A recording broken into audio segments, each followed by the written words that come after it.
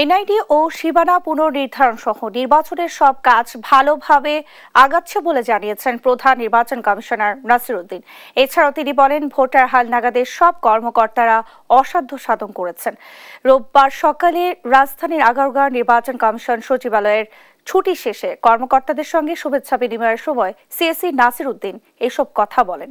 চলমান বাড়ি বাড়ি গিয়ে ভোটার তালিকা হালনাগাদ কার্যক্রম সুন্দর ও দ্রুততম সময়ের মধ্যে শেষ করা হবে বলেও জানান তিনি।